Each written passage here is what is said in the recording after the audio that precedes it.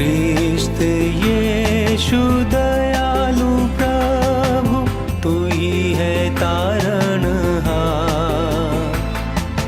हम सब गाते हालेलुया, तेरी हो जय जयकार।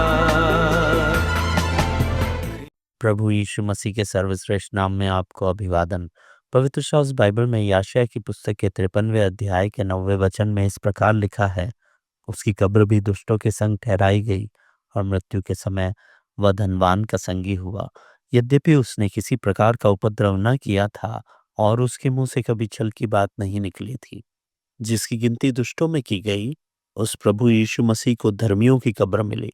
यह बताते हुए यशायाह आग्रहपूर्वक कहता है, उसने किसी प्रकार का उपद्रव न किया था और उसके मुंह से कभी छल की बात नहीं निकली थी। यहाँ उसके निर्दोषत्व को रेखांकित किया गया है, क्योंकि मसीह का दुख उठाना और मरना उसके द्वारा किए गए किसी पाप या अपराध के कारण नहीं था।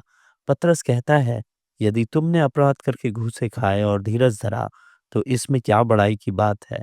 अर्थात यदि प्रभु यीशु मसीह ने पाप किया होता तो उसके दुख उठाने और मृत्यु को सहना कोई विशेष बात नहीं मानी जाती, परंतु भलाई करने के कारण दुख भोगना और उसे चुपचाप सहना यह परमेश्वर की दृष्टि में उचित है, क्योंकि मसीह ने भी तुम्हारे लिए अर्थात हम सभी के लिए दुख भोगा। उसने किसी प्रकार का उपद्रव न किया था और उसके मुंह से कभी छल की बात नहीं निकली थी। वह गाली सुनकर गाली नहीं देता था और दुख उठाकर किसी को भी धमकी नहीं देता था, पर अपने आप को सच्चे न्यायी के हाथ में सौंप देता था। आज हम उसकी मृत्यु को चर्चा कर रहे हैं, क्योंकि उसे पाप का ज्ञान नहीं था। पाप उसे छू नहीं सका। उसने कर्म से ही नहीं, बल्कि कल्पना, विचार या मन से भी पाप नहीं किया। उसने जो कुछ भी किया वह केवल मनुष्य जाति के उद्धार के लिए और पिता की महिमा के लिए हर कार्य को किया। फिर भी उसने क्रूस पर मृत्यु चुपचाप स्वीकार कर ली।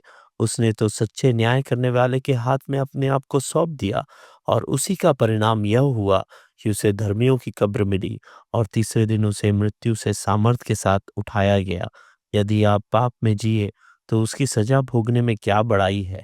मृत्यु पर विजयी प्रभु यीशु मसीह पर विश्वास करके आप भी पापों की क्षमा और अनंत मृत्यु से छुटकारा पा सकते हैं।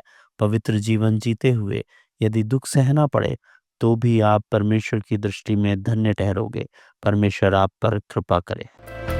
ख्रिस्त यीशु दयालु प्रभु, तू ही है तारण